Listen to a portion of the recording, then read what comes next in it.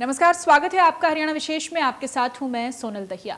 हरियाणा के मुख्यमंत्री मनोहर लाल ने कहा है कि प्रदेश में अगर किसी के घर में घरेलू गैस कनेक्शन नहीं है तो ऐसे पात्र परिवारों को आगामी 1 महीने में गैस कनेक्शन दिए जाएंगे। उन्होंने विभाग को सघन अभियान चलाकर उज्ज्वला योजना के तहत पात्र परिवारों को कनेक्शन देने के निर्देश दे दिए हैं। इसके साथ ही उन्होंने फसल बीमा योजना से संबंधित किसानों की समस्याओं का समाधान निकालने के भी निर्देश दिए हैं। मुख्यमंत्री दिशा निर्देश कमेटी की प्रांत स्तरीय बैठक की अध्यक्षता कर रहे थे। बैठक में केंद्र और हरियाणा सरकार की तमाम योजनाओं की विस्तार से समीक्षा की गई है। ग्राफिक्स के जरिए एक नजर डालते हैं सीएम ने बैठक में अधिकारियों को क्या क्या दिशा निर्देश दिए हैं। मुख्यमंत्री मनोहर लाल ने अधिकारियों के संग ये बैठक की है और इसमें क्या खास बातें रही वो आपको हम ग्राफिक्स के जरिए बता रहे हैं।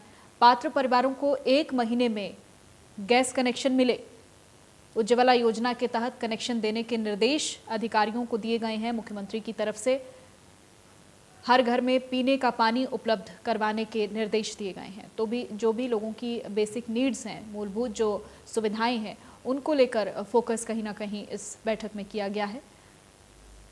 1 नवंबर से पहले हर गांव के हर घर कनेक्शन मिलेगा, सीएम की तरफ से साफ कर दिया गया है। बैठक के बाद स्कूलों के स्टाफ के लिए स्पेशल वैक्सीनेशन कैंप लगाने के निर्देश दिए गए हैं।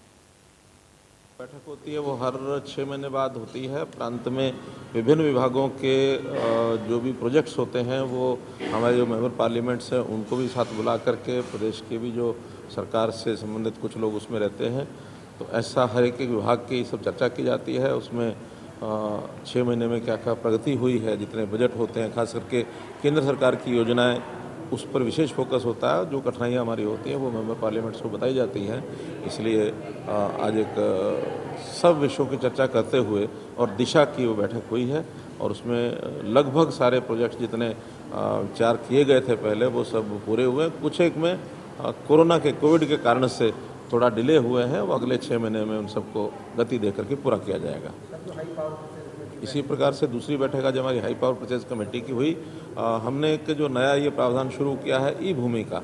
पहले तो एक्वायर की जाती थी ज़मीनें, लेकिन एक्वायर करने के बजाय हमने ई भूमि का जो सिस्टम शुरू किया है उसके अंदर 3 लेवल पर ये मीटिंग्स होकर के ज़मीन को परचेज करने के लिए नेगोशिएशन से हम पूरा करते हैं। पहला डीसी लेवल पर होता है, दूसरा चीफ सेक्रेटरी लेवल पर होता है और तीसरा एक हमारी कैबिनेट की एक कमेटी है बनी हुई, जिसमें रेट्स जो हैं वो 20% से हायर रेट्स अगर डिमांड किए जाते हैं कलेक्टर रेट से, तो वो फिर जो हमारी कैबिनेट की कमेटी बनी हुई है हाई पावर परचेज कमेटी, उसमें हम लेकर के आते हैं। तो आज 7 प्रोजेक्ट उसमें आए थे। लगभग 311 एकड़ ज़मीन और 172 करोड़ रुपए में आज वो खरीद की गई है। जितने भी प्रोजेक्ट थे सबके सब आज नेगोशिएशन के द्वारा पूरे हुए। प्रति एकड़ 40 कम से कम 40 लाख का रेट और ज़्यादा से ज़्यादा 1 करोड़ 15 लाख रुपए एकड़ तक भी ये ज़मीनें ली गई हैं। मुख्य जो प्रोजेक्ट्स आज फाइनल हुए हैं उसके अंदर एम्स जो मनेठी में बनना है उसमें 140 एकड़ ज़मीन वो प्राइवेट लैंड जो है वो खरीदी गई है। इसी प्रकार और वहीं किसान आंदोलन के 9 महीने पूरे होने पर सीएम मनोहर लाल ने कहा कि किसान नेता बातचीत की टेबल पर आएं, जिद से कभी भी मसले हल नहीं होते। किसान जो है, जो इस प्रकार के सोकाल्ड उनके नेता हैं, जिस प्रकार की जिद पर अड़े बैठे हैं, वो जिद नहीं करनी चाहिए और बैठ करके नेगोशिएशन की टेबल पर आना चाहिए। नेगोशिएशन टेबल कभी भी संवाद से चीज़ें हल होती हैं। आपने अगर संवाद छोड़ दिया और जिद पकड़ ली तो समस्याएं हल नहीं होती हैं। इसलिए हमारा फिर उनसे अपील यही है कि नेगोशिएशन टेबल पर आकर के, केंद्र में मंत्री हमारे सामने हैं, के कृषि मंत्री हैं या उससे पहले जो भी लोग डायलॉग में लगे हुए थे, उनसे नहीं बात करने की, किसी और से भी करने की कोई ऑफर तो आए। इसलिए नेगोशिएशन ही रास्ता है और कोई रास्ता नहीं। और वहीं वैक्सीनेशन को लेकर सीएम ने कहा कि हरियाणा सरकार पूरे तरीके से तैयार है और प्रदेश में अब 1 करोड़ 40 लाख डोज लग चुकी हैं। वैक्सीनेशन हमारी पूरी तैयारी है। वैक्सीनेशन का जितने इंजेक्शन टीके हमको मिलते हैं हमको वो चाहिए। आज भी हमारा मेगा ड्राइव चल रहा है वैक्सीनेशन का और उसमें 5 लाख टीके लगाए जाएं, इसका हमारा एक प्रोग्राम आज चल रहा है। मुझे लगता है शाम तक वो प्रोग्राम कर लेंगे। इसलिए हमारे यहाँ सिस्टम इंफ्रास्ट्रक्चर में जो उसकी सारा सिस्टम है वो पूरा बना हुआ है। उसमें कहीं कोई कठिनाई नहीं है। और अब इस समय तक लगभग 1,40,00,000 लोगों को इंजेक्शन लग चुके हैं, जिसमें से लगभग 36 लाख जो हैं वो सेकेंड डोज है और 1,03,04,00,000 जो है फर्स्ट डोज है। इसलिए आगे कोशिश ये हो रही है कि जिन्होंने फर्स्ट डोज लगवा ली है उनको सेकेंड डोज भी साथ साथ लगती चली जाए। तो बड़े एक प्रकार से 50% लेवल तक पहुंच गए हैं और भी जो बचे हैं जैसे जैसे इंजेक्शन हमें मिलेंगे वैसे वैसे स्पीड से लगाएंगे। वहीं हरियाणा में मेगा वैक्सीनेशन ड्राइव चलाया जा रहा है। प्रदेश में एक दिन में 5 लाख लोगों को वैक्सीन लगवाने का टारगेट है। इसके लिए लोगों को अलग अलग जगहों पर वैक्सीन उपलब्ध करवाई जा रही है। अंबाला में भी 221 जगहों पर वैक्सीनेशन कैंप लगाया गया। स्वास्थ्य विभाग की ड्राइव में सहयोग पुलिस ने भी दिया और लोगों को रोड पर भी वैक्सीनेशन किया है। ड्राइव के तहत भिवानी में 40,000 लोगों को कोविशील्ड वैक्सीन लगाई गई। इस मेगा कैंप में 60% वैक्सीन की दूसरी डोज और 40% पहली डोज दी गई है। गुरुग्राम में 70,000 गरीब लोगों को वैक्सीन लगाई गई है, जबकि टारगेट जो है वो 60,000 का था।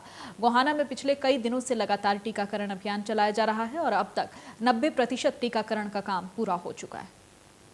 अंबाला, भिवानी, गुरुग्राम और गोहाना की ये 4 तस्वीरें भी आप अपने टीवी स्क्रीन पर देख रहे हैं और युद्ध स्तर पर वैक्सीनेशन का काम किस तरह से चल रहा है इन तस्वीरों के जरिए आप समझ सकते हैं। वहीं साइबर सिटी गुरुग्राम में कोरोना वैक्सीनेशन ड्राइव को लेकर लोगों में भारी उत्साह देखा जा रहा है। सुबह से ही सेंटर पर पहुंचकर टीका लगवा रहे हैं। हमारे संवाददाता दीपक शर्मा ने वैक्सीन केंद्र पर जाकर चल रहे टीकाकरण अभियान का जायजा लिया है। दिखाते हैं आपको। हर व्यक्ति को वैक्सीन का टीका लग सके, इसके लिए आज तमाम जगहों पर विशेष जो है मेगा ड्राइव चलाई गई है।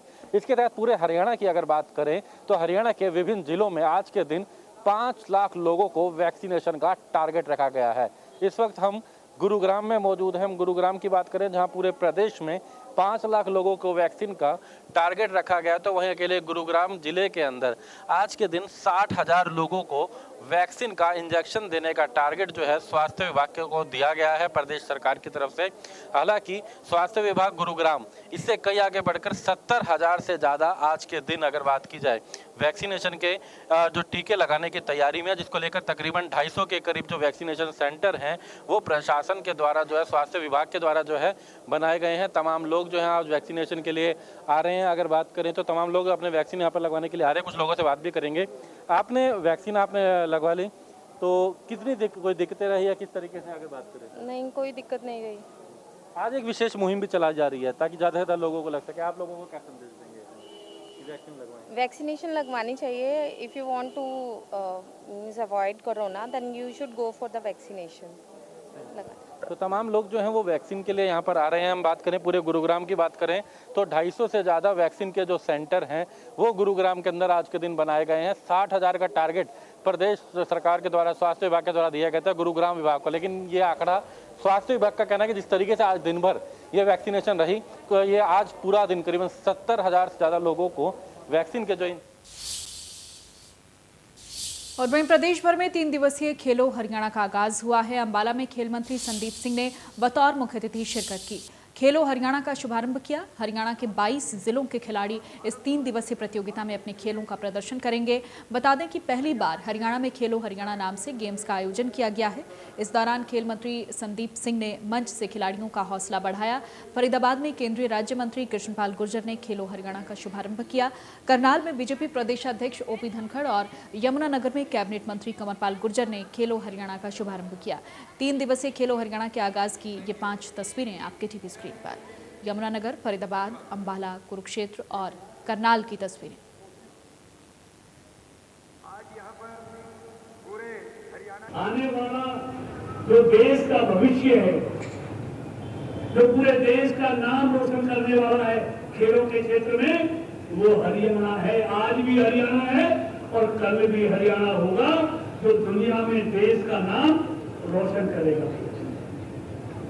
तो खिलाड़ी बंधु ने लंबी चौड़ी बात की। मैं एक बात कहकर अपनी बात को समाप्त करना चाहूंगा। देखिए, सफलता का कोई शॉर्टकट नहीं होता, कोई छोटा रास्ता नहीं। सफलता का एक ही मूल मंत्र है, दृढ़ संकल्प और कड़ी मेहनत। खेलो इंडिया हमारा होना है और उसके लिए देखिए बच्चों का एकदम से कंपटीशन में लाना बहुत अच्छा नहीं रहता है, क्योंकि आपकी जब तक तैयारी ना हो कंपटीशन की तो आप अपना परफॉर्मेंस अच्छा नहीं दे पाते। तो ये खेलो हरियाणा का मकसद यही है कि ऐसे और भी हमारे बच्चों के लिए अंडर 18 जो खेलो हरियाणा के तहत हम कर रहे हैं। 22, 28 और 29 तारीख को हम स्पोर्ट्स डे मनाते हैं दादा ध्यानचंद जी के जन्मदिन के ऊपर। तो यही है कि स्पोर्ट्स डे को हम इस रूप में मनाएं कि जिससे कि हमारे बच्चों का कंपटीशन भी हो और बच्चे जो हमारे प्रदेश के और देश के जो आने वाले गौरव बने, जिससे कि हमारे नीरज चोपड़ा, चाहे बजरंग पुनिया है, चाहे हमारे योगेश्वर दत्त हैं, चाहे रवि दहिया हैं, हमारे सुरेंद्र हैं, ऐसे खिलाड़ी जो हैं वो और ज़्यादा पैदा हों। तो सबसे पहले तो मैं सरकार का आभार व्यक्त करता हूँ। केंद्र सरकार ने जो हमें ये मौका दिया, खेलो इंडिया की बार हरियाणा इसका आयोजन कर रहा है।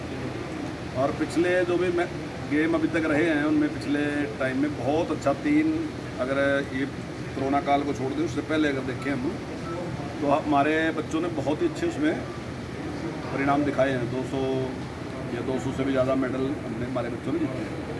और मैं उम्मीद करता हूँ कि इस बार भी बच्चे बहुत अच्छा इसमें प्रदर्शन करके दिखाएंगे, ऐसी मेरी उम्मीद है। और खेल जो है वो जीवन के लिए बहुत ही ज़रूरी है। हरियाणा सरकार का ध्यान इसके ऊपर बहुत है। और जैसा स्वामी विवेकानंद जी ने कहा था कि भाई एक स्वस्थ शरीर के अंदर ही एक स्वस्थ दिमाग है, तो उस पर हमारा विचार है कि हमारे जो बच्चे हैं वो खेलों में भी अच्छा स्थान प्राप्त करें और दूसरे क्षेत्रों में भी वो अच्छा। और अभी कुल मिला के पूरे देश में हरियाणा की जो परफॉर्मेंस है वो बहुत अच्छी है। उसका कारण यही है कि हमारी जो नर्सरी है वो बहुत अच्छी है। जो ओलंपिक से सोना खींच के लाएगा 2024 के पेरिस में होने वाले ओलंपिक में और 2028 के अमेरिका में लॉस एंजलिस वाले ओलंपिक में ऐसे अपने वाले खिलाड़ियों का सबसे पहले मैं स्वागत करता हूं, अभिनंदन करता हूं। और हमारे खिलाड़ी नीरज चोपड़ा गोल्ड मेडल लेकर आए, पानीपत के रवि दहिया सोनीपत के सिल्वर मेडल लेके आए और मंत्री एयरपोर्ट पर उनको लेने के लिए गए। इसलिए सेलिब्रिटी बनने का दम किसी में है तो मेरे सामने बैठे हुए युवा और युवतियों में।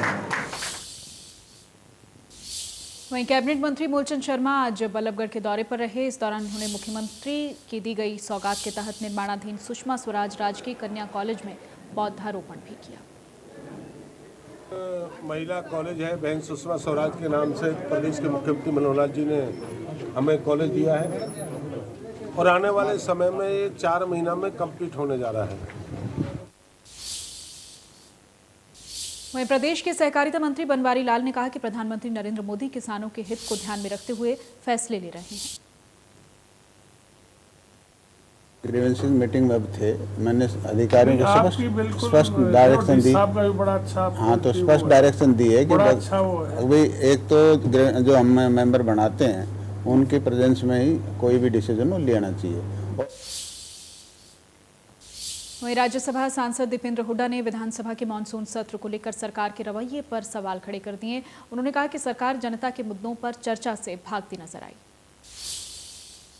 संसद का और विधानसभा का सत्र रहा, वो जो सत्र रहा वो सत्र में सरकार का अहंकारी चेहरा सामने आया। संसद में हमने 3 मुद्दों पे चर्चा मांगी थी, महंगाई, बेरोजगारी और किसान आंदोलन।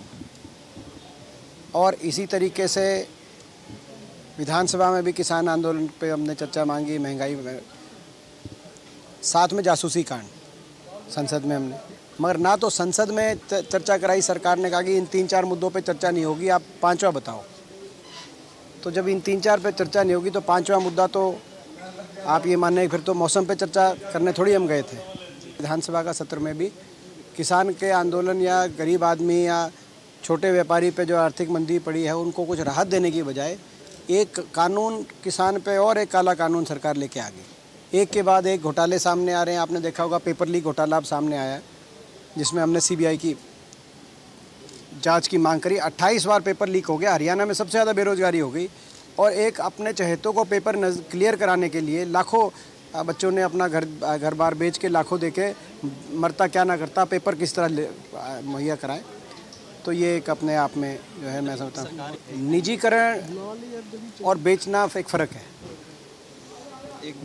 प्राइवेट सेक्टर आए, प्राइवेट सेक्टर इन्वेस्टमेंट करे, हम उसके फेवर में। और इसी के साथ बुलेटिन में फिलहाल इतना ही। नमस्कार।